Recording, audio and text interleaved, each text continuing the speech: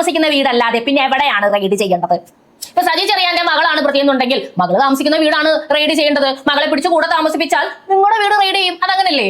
കമ്മ്യൂണിസ്റ്റുകാർക്ക് വേറെ ആട്ടോ. പിണറായി വിജയൻ സഖാവിന്റെ വീട് റെയ്ഡ് ചെയ്യാൻ പാടില്ലായിരുന്നു, അല്ലെങ്കിൽ സഖാവിനെ പിടിച്ച് പുറത്താക്കിയിട്ട് റെയ്ഡ് ചെയ്യണമായിരുന്നു. അങ്ങനല്ലേ?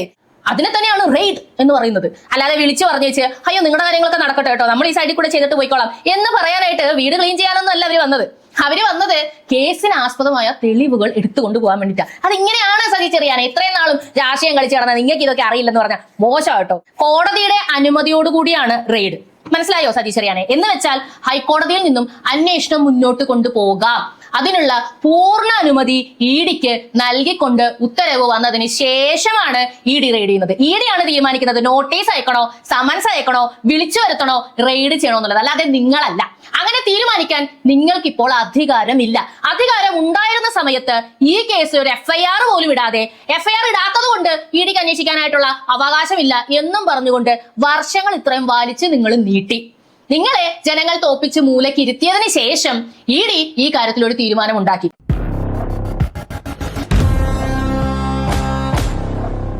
പിണറായി സഖാവിന്റെ വീട്ടിൽ നടന്ന റെയ്ഡിനെ കുറിച്ച് വികാരതീതമായിട്ട് പല ആൾക്കാരുടെയും പല കമ്മ്യൂണിസ്റ്റ് നേതാക്കന്മാരുടെയും വാക്കുകൾ ഞാൻ കേട്ടു. പക്ഷെ എന്നെ അങ്ങ് ഭയങ്കരമായിട്ട് കുലുക്കി പിടിച്ചിരുത്തിയ വാക്കുകൾ നമ്മുടെ സാംസ്കാരിക മന്ത്രി, പഴയ സാംസ്കാരിക മന്ത്രിയായ സജി ചെറിയാന്റെ വാക്കുകളാണ്. അത് നമുക്കൊന്ന് കേട്ട് വിശകലനം ചെയ്യാം. 5 മണിക്ക് 82 വയസ്സുള്ള പിണറായി വിജയൻ താമസിക്കുന്ന വീട്ടിൽ റെയ്ഡ് ചെയ്യുന്നു. പിണറായി വിജയൻ എന്താ കാര്യം? ഈ കേസിൽ പിണറായി വിജയൻ എന്തെങ്കിലും റോളുണ്ടോ? എന്തെങ്കിലും പങ്കുണ്ടോ? ഞങ്ങളും ചോദിക്കുന്നത് ഇത് തന്നെയാണ് സജി ചെറിയാൻ സഖാവേ. പിണറായി വിജയൻ ഇതിൽ എന്താ റോള്? പിണറായി വിജയൻ ഇതിൽ എന്താ റോള്? പക്ഷേ പിണറായി വിജയന്റെ വീട് എന്തിനാണ് റെയ്ഡ് ചെയ്തത്? അദ്ദേഹത്തിന്റെ മകൾ, അതായത് ഈ കേസിൽ പ്രതിയായ വീണ വിജയൻ അദ്ദേഹത്തോടൊപ്പം തന്നെയാണ് താമസിക്കുന്നത് എന്നുള്ളത് നമ്മുടെ സജി ചെറിയാൻ സഖാവിന് അറിയില്ലേ? എന്തുകൊണ്ടാണ് വിവാഹം കഴിപ്പിച്ചയച്ച മകളെ ഒറ്റയ്ക്ക് വിടാതെ സ്വന്തം വീട്ടിലെ പിണറായി വിജയൻ സഖാവ് താമസിപ്പിച്ചിരിക്കുന്നത്? താങ്കൾ ഈ പറഞ്ഞതുപോലെ 82 വയസ്സായതുകൊണ്ടാണോ? അല്ല, വേറൊരു കാര്യം ചോദിച്ചോട്ടെ, 82 വയസ്സുള്ള മനുഷ്യനെയാണോ നിങ്ങൾ പിടിച്ച് പ്രതിപക്ഷ നേതാവാക്കിയത്? അല്ലേ? അങ്ങനെയൊക്കെ വിശ്രമ ജീവിതം നയിക്കേണ്ട ആ ഒരു ആരോഗ്യസ്ഥിതിയിലല്ലേ ഇരിക്കുന്നത്? മോശമല്ലേ? ഇത്രയും പ്രായമുള്ള ഒരു മനുഷ്യനെ നിങ്ങൾ എന്തിനാ ഇനിയും ബുദ്ധിമുട്ടിപ്പിക്കുന്നതെന്നേ? ഇത് വളരെ മോശമായി പോയി. അദ്ദേഹത്തിന് ഒരു റോളും ഇല്ല, എന്നിട്ട് അദ്ദേഹത്തിന്റെ വീട് റെയ്ഡ് ചെയ്തു. പിന്നെ പ്രതി താമസിക്കുന്ന വീടല്ലാതെ പിന്നെ എവിടെയാണ് റെയ്ഡ് ചെയ്യേണ്ടത്? ഇപ്പൊ സജി ചെറിയാന്റെ മകളാണ് പ്രതിയെന്നുണ്ടെങ്കിൽ മകള് താമസിക്കുന്ന വീടാണ് റെയ്ഡ് ചെയ്യേണ്ടത്. മകളെ പിടിച്ച് കൂടെ താമസിപ്പിച്ചാൽ നിങ്ങളുടെ വീട് റെയ്ഡ് ചെയ്യും. അതങ്ങനല്ലേ? കമ്മ്യൂണിസ്റ്റുകാർക്ക് വേറെ ആട്ടോ. പിണറായി വിജയൻ സഖാവിന്റെ വീട് റെയ്ഡ് ചെയ്യാൻ പാടില്ലായിരുന്നു, അല്ലെങ്കിൽ സഖാവിനെ പിടിച്ച് പുറത്താക്കിയിട്ട് റെയ്ഡ് ചെയ്യണമായിരുന്നു. അങ്ങനല്ലേ? ഇനി അടുത്തത് കേട്ടോ. കേരളത്തിലെ പാർട്ടിയുടെ നേതാവായ മുൻ മന്ത്രി മുഹമ്മദ് റിയാസ് എന്തെങ്കിലും പങ്കുണ്ടോ? മുഹമ്മദ് റിയാസിന് എന്തെങ്കിലും പങ്കുണ്ടോ? മുഹമ്മദ് റിയാസിന്റെ ഭാര്യയാണ് വീണ വിജയൻ. അത് സജി ചെറിയാൻ അറിയില്ലേ? പങ്കുണ്ടെങ്കിലും ഇല്ലെങ്കിലും അദ്ദേഹത്തിന്റെ ഒപ്പം ഒരു പ്രതി താമസിക്കുകയാണെങ്കിൽ അവരുടെ വീടല്ലേ റെയ്ഡ് ചെയ്യുക? എന്ത് ഇല്ലോജിക്കൽ ആയിട്ടുള്ള കാര്യമാണ് നിങ്ങൾ പറയുന്നത്? നിങ്ങൾ പറയുന്നത് കേട്ടാത്തൊന്നും വീണ വിജയൻ എന്ന് പറയുന്ന വ്യക്തി ചിത്രത്തിലേ ഇല്ലെന്ന്. അല്ലെന്നുണ്ടെങ്കിൽ പിണറായി വിജയനും ഈ പറയുന്ന മുഹമ്മദ് റിയാസുമായിട്ട് വീണ വിജയനും ഒരു ബന്ധവും ഇല്ലെന്ന്. അങ്ങനെയാണോ? മുഹമ്മദ് റിയാസ് താമസിക്കുന്നത് തിരുവനന്തപുരത്താണ്. മുഹമ്മദ് റിയാസിന്റെ കോഴിക്കോട്ടെ വീട് ഞാൻ പോയിട്ടുണ്ട്. ആ കോഴിക്കോട്ടെ വീട്ടിൽ അദ്ദേഹത്തിന്റെ പ്രായമായ മുതിർന്ന പോലീസ് ഓഫീസറായിരുന്നു അദ്ദേഹത്തിന്റെ പിതാവ്. SP റാങ്ക് റിട്ടയർ ചെയ്ത ആളാണ്. കോഴിക്കോട് കമ്മീഷണറായിരുന്നു. ഒരു പോലീസ് ഉദ്യോഗസ്ഥനാണ്. അദ്ദേഹത്തിന്റെ മാതാവ് ആരോഗ്യപരമായി വളരെ പ്രയാസപ്പെടുന്ന ഒരു മാതാവ്. അദ്ദേഹത്തിന് 2 കുട്ടികൾ ഉൾപ്പെടെ 4 പേരാണ് താമസിക്കുന്നത്. അദ്ദേഹത്തിന്റെ ഭാര്യയുമായി തിരുവനന്തപുരത്ത് താമസിക്കുന്നത്. ആ വീട് എന്താണ് റെയ്ഡ് ചെയ്ത്? മുഹമ്മദ് റിയാസ് താമസിക്കുന്നത് തിരുവനന്തപുരത്താണ്. സമ്മതിച്ചേ? എവിടെയാ? തിരുവനന്തപുരത്ത് എവിടെയാണ് മുഹമ്മദ് റിയാസ് താമസിക്കുന്നത്? പിണറായി വിജയന്റെ കൂടെ തന്നെയാണ് എന്ന് പറയാൻ എന്താണ് ബുദ്ധിമുട്ട്? അദ്ദേഹത്തിന്റെ മകളും മരുമകനുമാണ് എന്ന് പറയാൻ എന്താണ് ബുദ്ധിമുട്ട്? മരുമകൻ എന്നൊക്കെ പറഞ്ഞു കഴിഞ്ഞാൽ നിങ്ങൾക്ക് അപ്പം തന്നെ ഹാല് കയറും. നിങ്ങളെ സംബന്ധിച്ചിടത്തോളം മരുമകൻ എന്ന് പറയുന്നത് തെറിവാക്കാണല്ലോ. ഇത്രയും നാളും നമ്മൾ മരുമകൻ എന്ന് പറയുമ്പോൾ നിങ്ങൾ അതല്ലേ ഇങ്ങനെ ഉറഞ്ഞു തുള്ളിക്കൊണ്ടിരുന്നത്. എന്നാൽ നിങ്ങൾ ആഗ്രഹിച്ചാലും ഇല്ലെങ്കിലും അത് അങ്ങനെയാണ്. എന്നിട്ട് ഇദ്ദേഹത്തിന്റെ കോഴിക്കോടുള്ള വീട് അവിടെ എന്തിനാണ് റെയ്ഡ് ചെയ്തത്? കോഴിക്കോടുള്ള വീട് റെയ്ഡ് ചെയ്തപ്പോൾ എന്തൊക്കെയാണ് സംഭവിച്ചത്? അതും ഇദ്ദേഹം പറയുന്നുണ്ട്. അവരുടെ പ്രായമുള്ള മാതാപിതാക്കൾ, കുട്ടികൾ, ഇവരൊക്കെ അവിടെ ഉണ്ടായിരുന്നു. അവർക്കൊക്കെ ബുദ്ധിമുട്ടായി. അല്ലെങ്കിൽ റെയ്ഡ് എന്ന് പറഞ്ഞാൽ ഇങ്ങനെയാ. നിങ്ങൾക്ക് ഇത് അനുഭവിച്ച് ശീലം ഉണ്ടോ എന്നുള്ളത് എനിക്കറിയില്ല. നിങ്ങൾക്ക് സിനിമ ഉണ്ടാകാൻ നിങ്ങൾക്ക് മനസ്സിലാവുമല്ലോ. നമ്മുടെ ഒരു സ്ഥലം റെയ്ഡ് ചെയ്യാൻ വരുമ്പോഴത്തേക്ക് വളരെ അപ്രതീക്ഷമായിട്ടാണ് വരിക. വന്നിട്ട് പുറത്തേക്ക് ഫോൺ ചെയ്യാനോ അല്ലെന്നുണ്ടെങ്കിൽ ആരെങ്കിലും വിളിക്കാനോ എന്തിന് ഒരു സ്ഥലം ഒളിച്ചു കൊണ്ടുപോകാനോ അവിടെ നനങ്ങാനോ അവർ സമ്മതിക്കില്ല.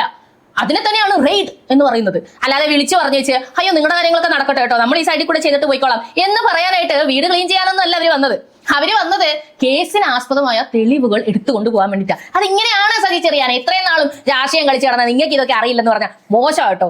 ഈ കാര്യത്തിൽ 1,72,00,000 നോട്ടീസ് കൊടുക്കാൻ കോടതി പറഞ്ഞാൽ ഈ നോട്ടീസ് കൊടുക്കുന്നതിന് പകരം 12 കേന്ദ്രങ്ങൾ റെയ്ഡ് ചെയ്യുകയാണ്. 1,72,00,000 രൂപയ്ക്ക് നോട്ടീസ് കൊടുക്കാൻ പറഞ്ഞാൽ നോട്ടീസ് കൊടുത്താൽ മതി. അതുകൂടാതെ 12 ഇടങ്ങളിൽ റെയ്ഡ് ചെയ്യാനായിട്ട് നിങ്ങൾക്ക് എന്ത് കാര്യം ഇരിക്കുന്നു എന്നാ ചോദിക്കുന്നത്? ഇത് കേൾക്കുമ്പോ നിങ്ങൾക്ക് എന്താണ് തോന്നുന്നത്? കമ്മികളായ ആളാണ് നിങ്ങളെന്നുണ്ടെങ്കിൽ, അല്ലെങ്കിൽ കമ്മി അടിമയാണെന്നുണ്ടെങ്കിൽ സജി ചെറിയാന്റെ കൂടെ ഇരിക്കുന്ന ആൾക്കാരെ പോലെ നിങ്ങൾ കൈയടിക്കും. ഓ, സഖാവ് പറയുന്നുണ്ടോ അത്ര ശക്തമായ വാക്കുകൾ. എന്നാൽ തലച്ചോറുള്ള ഒരു വ്യക്തിയാണെങ്കിൽ നിങ്ങൾക്ക് മനസ്സിലാവും റെയ്ഡ് എന്ന് പറഞ്ഞാൽ ഇങ്ങനെയാണ് എന്നുള്ളത്. കോടതിയുടെ അനുമതിയോടുകൂടിയാണ് റെയ്ഡ്. മനസ്സിലായോ സജി ചെറിയാനെ? എന്ന് വെച്ചാൽ ഹൈക്കോടതിയിൽ നിന്നും അന്വേഷണം മുന്നോട്ട് കൊണ്ടുപോകാം. അതിനുള്ള പൂർണ്ണ അനുമതി ഇഡിക്ക് നൽകിക്കൊണ്ട് ഉത്തരവ് വന്നതിന് ശേഷമാണ് ഇഡി റെയ്ഡ് ചെയ്യുന്നത്. ഇഡിയാണ് തീരുമാനിക്കുന്നത് നോട്ടീസ് അയക്കണോ, സമൻസ് അയക്കണോ, വിളിച്ചു വരുത്തണോ, റെയ്ഡ് ചെയ്യണോ എന്നുള്ളത്. അല്ലാതെ നിങ്ങളല്ല. അങ്ങനെ തീരുമാനിക്കാൻ നിങ്ങൾക്ക് ഇപ്പോൾ അധികാരമില്ല. അധികാരം ഉണ്ടായിരുന്ന സമയത്ത് ഈ കേസിൽ ഒരു FIR പോലും ഇടാതെ, FIR ഇടാത്തത് കൊണ്ട് ഇഡിക്ക് അന്വേഷിക്കാനായിട്ടുള്ള അവകാശമില്ല എന്നും പറഞ്ഞുകൊണ്ട് വർഷങ്ങൾ ഇത്രയും വലിച്ച് നിങ്ങൾ നീട്ടി. നിങ്ങളെ ജനങ്ങൾ തോപ്പിച്ച് മൂലക്ക് ഇരുത്തിയതിന് ശേഷം ഇഡി ഈ കാര്യത്തിൽ ഒരു തീരുമാനം ഉണ്ടാക്കി. ഹൈക്കോടതിയുടെ ഉത്തരവോടുകൂടി സ്വന്തം ഡ്യൂട്ടി ചെയ്യാൻ വന്ന ഇഡി ഉദ്യോഗസ്ഥരെ കുറിച്ചാണ് യാതൊരു സംസ്കാരവും ഇല്ലാത്ത ഈ മനുഷ്യൻ സംസാരിക്കുന്നത്. സംസ്കാരം ഇല്ലാത്തതെന്ന് ഞാൻ പറഞ്ഞ ചുമ്മാ ഒന്നുമല്ല. അടുത്തത് കേട്ടോ. എന്താ കിട്ടി? ഇവർ ഈ 12 കേന്ദ്രങ്ങൾ റെയ്ഡ് ചെയ്ത്, ഞാൻ ഈ മലയാള ഭാഷ ഇപ്പൊ മര്യാദയ്ക്ക് ഉപയോഗിക്കുന്നുണ്ട്, ഞാൻ അത് പറയുന്നില്ല എന്താ കിട്ടിയെന്നുണ്ട്. കണ്ടോ, മലയാള ഭാഷ ഇപ്പൊ ഞാൻ മര്യാദയ്ക്ക് ഉപയോഗിക്കുന്നത്. അപ്പൊ പണ്ട് ഭരണഘടനയെ കൊടച്ചക്രം എന്നായിരുന്നു ഞാൻ വിളിച്ചുകൊണ്ടിരുന്നത്. എന്റെ സംസ്കാരം അത്രയും ശൂന്യമായിരുന്നു. മനസ്സിലായില്ലേ? സാംസ്കാരിക മന്ത്രിയായിരുന്നു, പക്ഷെ തീരെ സംസ്കാരം ഇല്ലായിരുന്നു. അങ്ങനെയാണ് ഉപയോഗിച്ചോണ്ടത്. ഇവരൊക്കെ നാടൻ ശൈലിക്കാരുടെ ആൾക്കാരാണല്ലോ. ഇവരൊക്കെ പച്ചയ്ക്ക് തെറി പറയും, പച്ചയ്ക്ക് വൃത്തികേട് പറയും. സ്ത്രീകളെ എന്താ പറയാ, ഒരു ലിംഗപരമായിട്ട് സംസാരിച്ചുകൊണ്ട് അങ്ങനെ വൃത്തികേടുകൾ മാത്രം പറയുന്ന സംസ്കാരശൂന്യമായ വ്യക്തികളായിരുന്നു. പക്ഷെ ഇപ്പോ ഞാൻ മലയാളം നന്നായിട്ടാണ് ഉപയോഗിക്കുന്നത്. അതുകൊണ്ട് എന്റെ നാവിന്റെ തുമ്പുവരെ വന്ന ആ വൃത്തികെട്ട വാക്ക് ഞാൻ പറയുന്നില്ല എന്നാണ് ഇദ്ദേഹം പറയുന്നത്. എന്നിട്ട് എന്തൊക്കെ കിട്ടി? ഞാനൊന്ന് വായിക്കാം. ഇഡി പുറത്തുവിട്ട ഔദ്യോഗിക വാർത്താക്കുറിപ്പുകൾ പ്രകാരം റെയ്ഡിലൊന്നും കിട്ടാതിരുന്നിട്ടില്ല. മറിച്ച് താഴെ പറയുന്ന കാര്യങ്ങൾ അവർ വ്യക്തമാക്കിയിട്ടുണ്ട്. രേഖകൾ പിടിച്ചെടുത്തു. വീണ വിജയന്റെ ബാങ്ക് സ്ഥിര നിക്ഷേപ രേഖകൾ, മറ്റ് ചില ഡിജിറ്റൽ തെളിവുകൾ, വ്യാജ രേഖകൾ, അക്കൗണ്ട് വിവരങ്ങൾ എന്നിവ റെയ്ഡിലൂടെ പിടിച്ചെടുത്തിട്ടുണ്ട്. റെയ്ഡിൽ നിന്ന് ലഭിച്ച വിവരങ്ങളുടെയും രേഖകളുടെയും അടിസ്ഥാനത്തിലാണ് വീണ വിജയന്റെ HDFC ബാങ്ക് അക്കൗണ്ടിലെ സ്ഥിര നിക്ഷേപവും CMRLുമായി ബന്ധപ്പെട്ട 242 അക്കൗണ്ടുകളിലെ 18.36 കോടി രൂപയും മരവിപ്പിച്ചത്. ഒന്നും കിട്ടിയില്ല. എന്ത് കിട്ടി എന്ന് ഇദ്ദേഹം പറയുന്നുണ്ടല്ലോ പച്ച മലയാളത്തിൽ. അല്ലെങ്കിൽ മലയാളം ഇദ്ദേഹം സംസ്കാര ശൂന്യമായി ഉപയോഗിക്കുകയാണെങ്കിൽ ആ പറയാമെന്ന വാക്കുണ്ടല്ലോ അതിവിടെ വേണ്ട. കാരണം എന്താന്ന് വെച്ചാൽ കിട്ടേണ്ടതൊക്കെ കിട്ടിയിട്ടുണ്ട്. ഞാൻ കഴിഞ്ഞ ദിവസം പങ്കുവെച്ച വീഡിയോയില് വളരെ കൃത്യമായിട്ട് SFIOയുടെ ഒരു കുറ്റപത്രത്തെ കുറിച്ച് പറഞ്ഞിട്ടുണ്ട്. അത് സമയം കിട്ടുവാണെന്നുണ്ടെങ്കിൽ നിങ്ങൾ ഒന്ന് കാണുക. ലിങ്ക് ഞാൻ കമന്റിൽ കൊടുത്തേക്കാം, അല്ലെന്നുണ്ടെങ്കിൽ മേളിൽ കൊടുത്തേക്കാം. അതൊന്ന് കണ്ടിട്ട് നിങ്ങൾ തീരുമാനിക്കണം ഇഡിക്ക് എന്തെങ്കിലും കിട്ടിയോ ഇല്ലയോ എന്നുള്ളത്. ഈ SFIOയുടെ കുറ്റപത്രം, ആദായനികുതി വകുപ്പിൽ നിന്നും പോയ കംപ്ലൈന്റ്, ഇതെല്ലാം കൂടി ചേർത്താണ് ഹൈക്കോടതി ഈ കേസ് പരിശോധിച്ചതും റെയ്ഡ് ചെയ്യാം, അല്ലെന്നുണ്ടെങ്കിൽ ഇഡിക്ക് ഈ കേസുമായി മുന്നോട്ട് പോകാമെന്ന് പൂർണ്ണമായിട്ടുള്ള അനുമതി നൽകിയതും. സജി ചെറിയാൻ ഇതൊന്നും അറിയില്ല എന്നുണ്ടോ? ഇനി രണ്ടാമതായിട്ട് സഖാക്കൾ പ്രചരിപ്പിച്ചു നടക്കുന്ന ഏറ്റവും വലിയൊരു ബ്ലണ്ടറും കൂടി ഇദ്ദേഹം പറയുന്നുണ്ട്. അതും കൂടെ കേൾക്കാം. സത്യത്തിൽ അതിനൊക്കെ പറ്റിയൊക്കെ പറയേണ്ടത് നല്ല നാടൻ ഭാഷയിലാണ് മറുപടി പറയേണ്ടത്. എന്തായാലും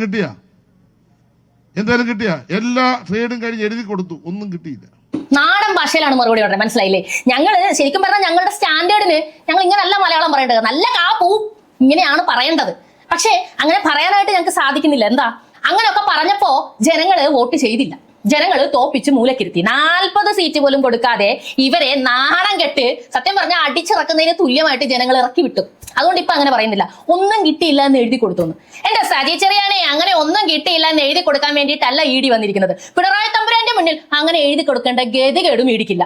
എന്താണ് പറയുന്നത്? ഞാനൊന്ന് വായിക്കാം. ഒരു റെയ്ഡ് നടക്കുമ്പോൾ ഇഡി ഉദ്യോഗസ്ഥർ അവിടെയുള്ള രേഖകളും വസ്തുക്കളും പരിശോധിച്ച് എന്തൊക്കെ കാര്യങ്ങളാണ് അവിടെ ഉള്ളതെന്നും അതിൽ നിന്നും പിടിച്ചെടുക്കുന്ന സീസ് ചെയ്യുന്ന സാധനങ്ങൾ എന്തൊക്കെയാണെന്നും കൃത്യമായി രേഖപ്പെടുത്തുന്ന ഔദ്യോഗിക രേഖയാണ് മഹസർ. റെയ്ഡ് അവസാനിക്കുമ്പോൾ വീട്ടിലുള്ളവർക്കും ഇഡി ഉദ്യോഗസ്ഥർക്കും സാക്ഷികൾക്കും ഈ മഹസറിൽ ഒപ്പിടേണ്ടതുണ്ട്. ഈ മഹസറിന്റെ കോപ്പി വീട്ടുകാർക്ക് നൽകുന്നത് ഞങ്ങൾ റെയ്ഡ് പൂർത്തിയാക്കി ഈ വക സാധനങ്ങൾ കൊണ്ടുപോകുന്നു എന്ന് ഔദ്യോഗികമായി അറിയിക്കാനാണ്. അല്ലാതെ കേസിലൊന്നും കിട്ടിയില്ല അല്ലെങ്കിൽ പ്രതി നിരപരാധിയാണ് എന്ന് സാക്ഷ്യപ്പെടുത്താനല്ല. മനസ്സിലായോ സജി ചെറിയാനെ? താങ്കൾക്ക് ഇത്തരം വിവരങ്ങളൊന്നും ഇല്ലാത്തത് കൊണ്ടാണ് സഖാക്കൾ പറയുന്ന പൊട്ടത്തരങ്ങൾ കേട്ട് താങ്കൾ ഇങ്ങനെ ജൽപ്പനങ്ങൾ വിളിച്ചു പറയുന്നത്. അങ്ങനൊന്നും ഒരാളും എഴുതി കൊടുക്കില്ല. ഞങ്ങൾ ഇന്നതൊക്കെ എടുത്തോണ്ട് പോകുന്നു, ഇവിടെ റെയ്ഡ് നടന്നു, അതിനൊരു സാക്ഷി, അത്രയേ ഉള്ളൂ മഹസർ. അല്ലാണ്ട് ഒന്നും കിട്ടിയില്ല എന്നൊക്കെ പറഞ്ഞ് എഴുതി കൊടുക്കാൻ മാത്രം ആര് പിണറായി വിജയൻ?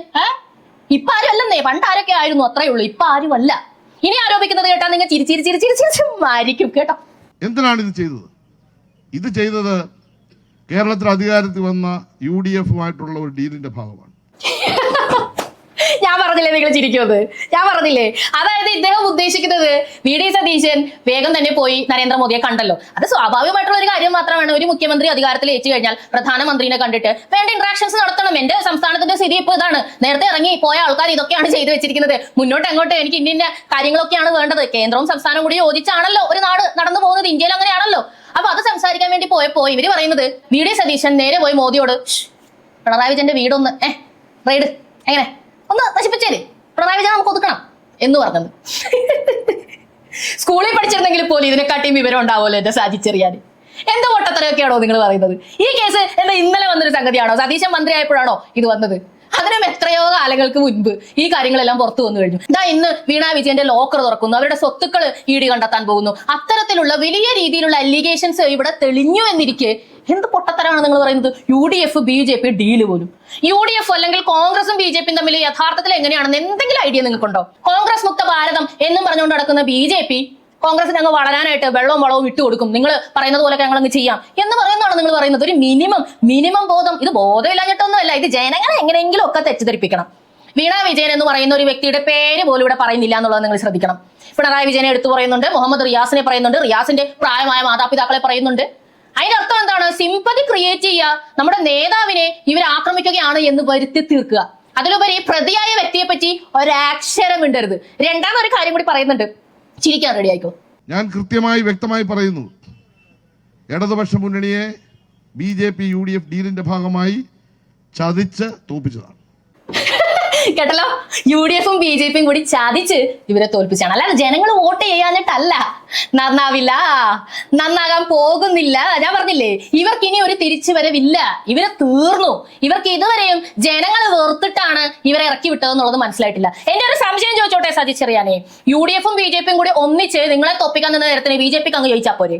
BJP എന്തിനാ UDFനെ ജയിപ്പിച്ച് അധികാരത്തിൽ കയറ്റുന്നത്? അതിലും ഈസി അല്ലേ BJP ജയിക്കുന്നതും? രാജു ചന്ദ്രശേഖരോ അല്ലെങ്കിൽ മുരളീധരനോ ഒക്കെ മുഖ്യമന്ത്രി ആയി കഴിഞ്ഞാൽ എന്താ കഴിക്കുവോ? അല്ല, ചെയ്യാനാണെന്നുണ്ടെങ്കിൽ വെടിപ്പായിട്ട് ചെയ്യണം. ഡീല് കൊടുത്തിട്ട് UDFനെ ജയിപ്പിക്കാൻ എന്ത് പ്രാന്താണ്? അത് തന്നെ ഈ ഇടതുകാലിലെ മന്തു വലതുകാലിലേക്ക് മാറ്റുക, ഇത് കേരളത്തിലെ ജനങ്ങൾ ചെയ്യുന്നതാന്നേ. ഇത്രയും വർഷം കേരളം ഉണ്ടായ കാലം മുതൽ അവർ ചെയ്തുകൊണ്ടിരിക്കുന്നതാ. അത് ജനങ്ങൾ ചെയ്യുന്നതാണ്. ജനങ്ങൾക്ക് നിങ്ങൾ ഇഷ്ടപ്പെട്ടില്ല 10 വർഷം കൊണ്ട്. നിങ്ങൾ ചെയ്തതെല്ലാം അത്രയും വലിയ മോശപ്പെട്ട കാര്യങ്ങളായിരുന്നു. ജനങ്ങൾ നിങ്ങളെ വെറുത്തു. അതുകൊണ്ടാണ് 40 സീറ്റ് പോലും നൽകാതെ നിങ്ങളെ തോപ്പിച്ചത്. LDF അല്ലാതെ മറ്റാര് എന്ന് ചോദിച്ചപ്പം അവരും പോയിട്ട് അത് അന്വേഷിച്ചത് LDF അല്ലാതെ വേറെ ആരാ ഉള്ള കുത്തി കൊടുക്കാൻ? അങ്ങനെ അങ്ങ് കുത്തി. ഇതാണ് സംഭവിച്ചത്. ഇതുപോലും മനസ്സിലാകാതെ ഇരുന്ന് പ്രസംഗിക്കാൻ സജി ചെറിയാൻ സഖാവും കൂട്ടത്തിൽ നിന്ന് ചിരിക്കാനും കൈയടിക്കാനും തലച്ചോറില്ലാത്ത കുറെ ആൾക്കാരും. എവിടത്തും കേരളത്തിന്റെ ഭാവി ഇവരാണ് പ്രതിപക്ഷത്ത്. തുടർന്ന് കാണുക പോളി ന്യൂസ്.